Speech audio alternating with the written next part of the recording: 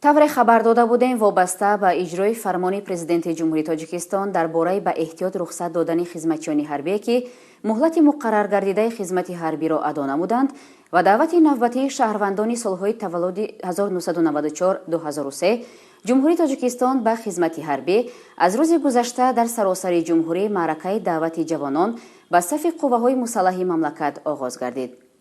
чун солҳои қаблӣ имсол низ аллакай дар рӯзи якуми даъват шаҳру ноҳияҳои вилояти мухтории кӯҳистони Бадахшон аз аввалинҳо шуда нақшаи баҳории даъвати наваскарон ба сафи қувваҳои мусаллаҳи мамлакатро ба пуррагӣ иҷро карданд.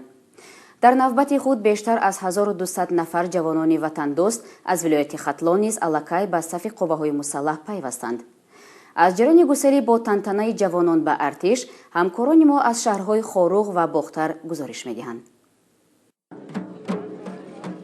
дар қаламрави вилояти мухтори кӯҳистони Бадахшон шаҳри Хоруғ ҷамъомади тантанавии рӯзи даъватшаванда баргузор гардид. маросими идонаи сафарбарсозии ҷавонони вилояти мухтори кӯҳистони Бадахшон дар давати баҳории соли 2021 ба сафи қувваҳои мусаллаҳи ҷумҳурии Тоҷикистон дар фазои мутантан 2 апрел дар майдони парчами давлатӣ доир шуд. дар маросими сафарбарсозии ҷавонписарони шаҳру навоҳии вилоят собиқадарони меҳнат ва падару модарони аскарбачаҳои худи ихтиёрӣ бо шиёру овезаҳои тараннумкунандаи ормонҳои аҷдодӣ ва гиромӣ доштани арзишҳои волои инсонӣ иштирок карданд. ҳукумати ҷумҳурии Тоҷикистон дар назди қувваҳои мусаллаҳ ва мақомоти ҳифзи ҳуқуқ вобаста ба ҳифзи истиқлолияту озодии ватани маҳбубамон, ҳимояи сулҳу собот, манфиатҳои миллӣ, таъмин намудани амнияти давлату ҷомеа ва волояти қонун вазифаҳои бисёр пурмасъулият гузоштанд. ман сокини шаҳри Хоруғ ҳастам.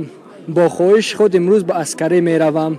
ман худро барои хизмат омода намудам ва хуб медонам ки хизмати ҳарбӣ пеш аз ҳама иродаи матин, дониши маърифат, садоқату самимият ба халқу ватан аст. барои ин ватан, барои ин мардум, барои президенти худ ба хизмат меравам. маҳз ҳамин ҷасорату матонати сарбозону афсарони таноманди артиши миллӣ аст ки пешвои миллат муҳтарам Эмомалӣ Раҳмон зимни мулоқот бо низомиён таъкид доштанд ки афсарону сарбозони қувваҳои мусаллаҳи кишвар ки дар тӯли қариб 30 соли сипарӣ шуда аз бисёр имтиҳоноту озмоишҳои сангину мураккаб сарбаландона гузаштанд, рисолати касбӣ ва қарзи ватандӯстонаву шаҳрвандии худро минбаъд низ бо шарофона иҷро мекунанд.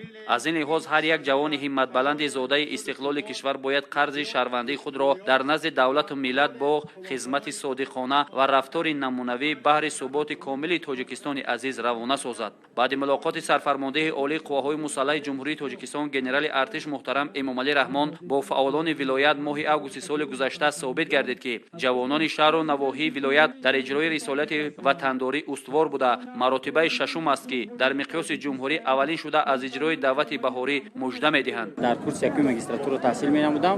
бо ихтиёри худ тасмим гирифтам ки ба сафи қувваҳои мусаллаҳи ҷумҳурии Тоҷикистон рафта хизмати ватан модарро иҷро намоям. барои мо ҷавонон ҳар як ваҷаби хок азиз аст ва аз ҳамин сабаб навобаста аз мушкилиҳои ҷойдошта дар кадом минтақае ки набоша рафта хизмати ватан модарро иҷро менамоям. ман бо ихтиёри худам ба сафи қувваҳои мусаллаҳи ҷумҳурии Тоҷикистон дохил шудам ва мақсади асосии ман ин аст ки барои ҳар як порчаи хоки ватани худ хизмат содиқона хизмат намоям. ҷавонмардони худшиноси вилоят бо иқдоми шоистаи худ барои дигар ҷавонписарони мамлакат намунаи олии инсондӯстию меҳанпарастии худро исбот карданд. дар ҷамъомади тантанавии сафарбарсозии ҷавонони вилоят ба сафи қувваҳои мусаллаҳи мамлакат ки ба як иди ҳақиқии сокинони боми ҷаҳон табдил ёфтааст, шукӯҳу ҷалоли хоса зам намуд. аз номи мақомоти иҷроии ҳокимияти давлатии вилояти мухтори кӯҳистони Бадахшон, роҳбарияти вилоят Ёдгор Файзов фарзандони парчамбардори ин сарзаминро ки бо нияти дил баҳри адои қарзи виҷдонии худ дар назди ватан модар хизмати ҳарбиро пешаи кори худ намуданд, сипоси бепоён гуфт. қайд шуд ки ин ташаббуси наҷиби ҷавонони сарбаланду бовиқори вилоятро асосгузори сулҳу ваҳдати миллӣ пешвои миллат президенти ҷумҳурии Тоҷикистон муҳтарам Эмомалӣ Раҳмон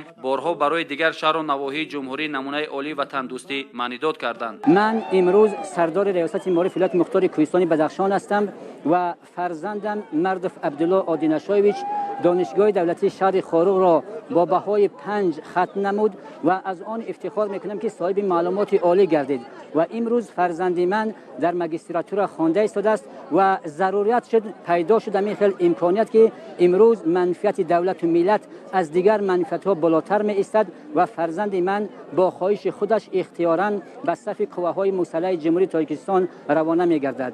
ман از آن افتخار دارم که امروز فرزند من اختیاراً به صف قواهای مسلح جمهوری تاجیکستان می رود. به همه خدمتیان دولتی، به همه پدر و مادر مراجعت کرده می گویم که فرزندانشان را در روحیه انسان دوستی، وطن دوستی، افتخار ملی، هویت ملی تربیت نمایند و فرزندان خودشان را اختیاراً برای منفعت دولت و ملت، برای حمایت مرز و بوم تاجیکستان عزیز روانه نمایند. مرد جسوری و صاحب معلومات عالی بودن اکثریت جوان پسران ولایت است که آنها در صفهای ارتش ملی با رعایت آیین‌نامه‌های حربی و صادق بودن و سوگند یاد نموده خود در اجرای رسالت انسانی شایسته تحسین آفرین میباشند.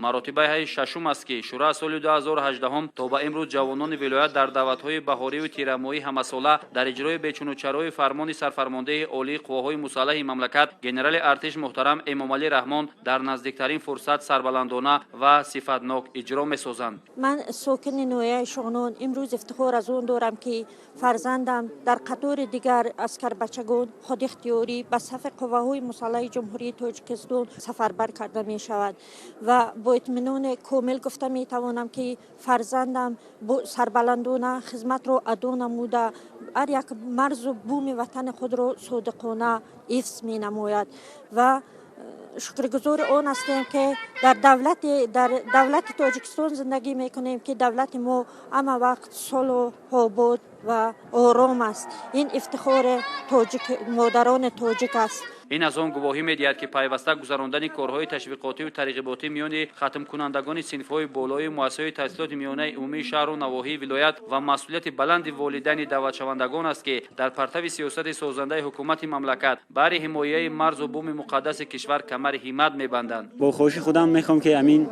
وطن عزیز خود را محافظت کنم و به خدمت با خواهش خودم میرم و می‌خواهم که هر یک جوانمرد، هر یک همین جوان تاجیکستان عزیزمان باید خدمت را ادا نماید، چون که این قرض اون وطن ما میباشد و باید ما همین جوانان باید خدمت را پورا ادا کنیم، زیرا که این وظیفه ماست و وطن مادر خود را عزیزمان را محافظت میکنیم. وطن ماست آزاد، وطن ماست آباد، وطن گوی مخانه، وطن زیما شود. تاجیکستان به پیش. 1 اپریل که همچون روز دعوتشونده دانسته می شود، شماره زیادی اختیاریان برای اجرای این رسالت انسانی به نقطه‌های جمع‌شوی که در کمیسریات‌های حربی شهر و نواحی ولایت تشکیل شده است از کمیسیای طبی با سربلندی گذشته همچون جوانان سالم و بردم به صف نیروهای مسلح در یک روز پورا سفربر شدند. من اختیاری به صف قواهای مسلح جمهوری تاجیکستان داخل شده این را همچون یک ناموس وطن دوستداری دانسته و جوانان پیشنهاد میکنم که هر یک جوانایی که به سن خدمت رسیدن آنها باید خدمت وطن مادر را کنند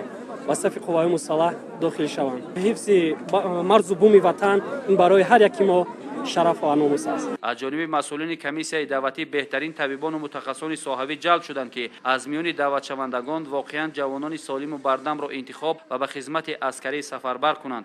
اختیاراً حاضر شدن جوان پسران و در مهلت کوتاه‌ترین اجرا گردیدن نقشه دعوت به صف ارتش ملی بار دیگر اثبات آن را میکند که جوانان سیاست خردمندانه پرزیدنت جمهوری تاجیکستان محترم امامعلی رحمان را همه‌جانبه پشتیبانی کرده با عزم و اراده قوی در حمایت این سرزمین نیاگان آماده خدمت میباشند. جوانان هوشیار و زیرک و دانا این همه تلاش‌های سازنده رهبریت عالی مملکت را همه‌جانبه درک کرده در پرتو سیاست حکومت کشور که بهر رسیدن به هدف‌های عمومی ملی روانه گردیده است از خود حصه ارزشمند می‌گذارند. فرزند من ماجسترانت کورس اول اکادمی اداره کنی نزد پرزیدنت جمهوری تاجیکستان در فاکولته اداره کنی دولتی و اقتصاد میباشد.